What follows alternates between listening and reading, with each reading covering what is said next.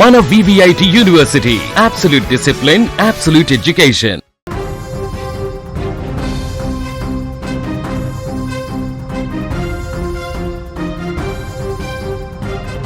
చిత్తూరు జిల్లా గుడిపల్లెలో దారుణం జరిగింది. వివాహేతర సంబంధానికి అడ్డు వస్తున్నాడనే కారణంతో భర్తను మరో ఇద్దరి సహాయంతో అత్యంత దారుణంగా హత్య చేసిందో భార్య. ఆలయానికి వెళ్దామని నమ్మించి నిర్మానుష్య ప్రాంతానికి తీసుకువెళ్లి అత్యంత దారుణంగా చంపేసింది. ప్రస్తుతం ఈ ఘటన కుప్పం నియోజకవర్గంలో సంచలనంగా మారింది. తమిళనాడులోని సూలగిరి పరిధి దేవసానపల్లెకు చెందిన రమేష్ ఊసూరులోని ఓ ప్రైవేటు కంపెనీలో ఉద్యోగం చేస్తూ బాధ్యత గల భర్తగా జీవనం కొనసాగిస్తున్నాడు. అతనికి 2 ఏళ్ల కిందట కుప్పం నియోజకవర్గం బోయినపల్లెకు చెందిన హాసినితో వివాహమైంది. ఈ దంపతులకు ఏడాది వయసున్న మౌలికశ్రీ అనే ముద్దుల కూతురు కూడా ఉంది. బయటకు చూడ్డానికి అంతా సంతోషంగానే సాగిపోతున్నట్లు అనిపించినా భార్య హాసిని మనసులో మాత్రం వివాహేతర బంధం తాలూకు విషబీజాలు నాటుకున్నాయి. తన సంతోషానికి భర్త అడ్డు వస్తున్నాడనే కక్ష ఆమెలో క్రమంగా పెరిగింది. ఎలాగైనా భర్తను వదిలించుకోవాలని ఒక కిరాతక ప్లాన్ వేసింది. అనుకున్నట్లుగానే హాసిని తన భర్త రమేష్ కూతురుతో కలిసి పుట్టింటికి అంటే బోయినపల్లికి వచ్చింది. మంగళవారం ఉదయం సంగనపల్లెలోని మల్లప్పకొండ మల్లేశ్వర స్వామి ఆలయానికి వెళ్ళి వద్దాం అని భర్తతో చెప్పింది.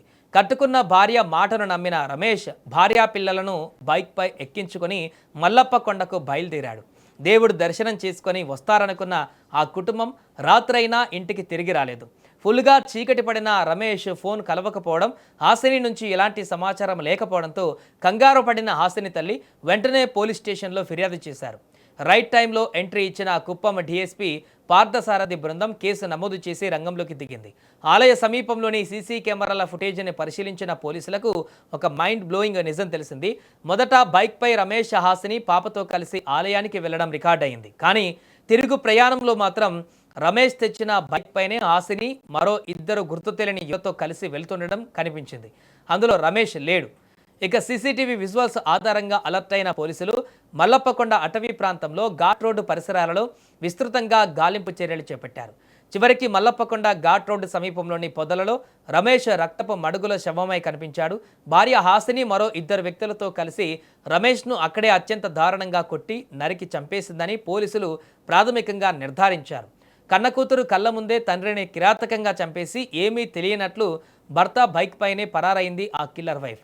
ప్రస్తుతం నిందితులందరినీ పోలీసులు అదుపులోకి తీసుకొని విచారిస్తున్నట్టుగా సమాచారం. సో క్షణికాలపు ఆనందం కోసం వివాహేతర బంధాల మత్తులో పచ్చని సంసారాలను ఎలా కూల్చుకుంటున్నారో నమ్మి తాళి కట్టిన భర్తను చంపిన హాసిని రేపు జైలు పాలవుతుంది. ఆమెకు సహకరించిన వారు ఊచ లెక్క పెడతారు. కానీ ఏడాది వయసున్న ఆ పాప పరిస్థితి ఏంటి? అటు తండ్రి లేడు, ఇటు తల్లి జైలు పాలైంది. ఆ పాప భవిష్యత్తు ఏమవ్వాలి? సమాజంలో ఇలాంటి ఘటనలు విన్నప్పుడు ఒకటే అర్థమవుతుంది, క్షణికమైన మోహాలు బంధాలు ఎప్పుడూ జీవితాన్ని ఇవ్వవు, సర్వనాశనం చేస్తాయి. ఏదైనా సమస్య ఉంటే గౌరవప్రదంగా విడిపోవాలి తప్ప ఇలా ప్రాణాలు తీస్తే చట్టం ముందు సమాజం ముందు దోషులుగా మిగిలిపోవడం ఖాయమనేది మరోసారి రుజువైంది.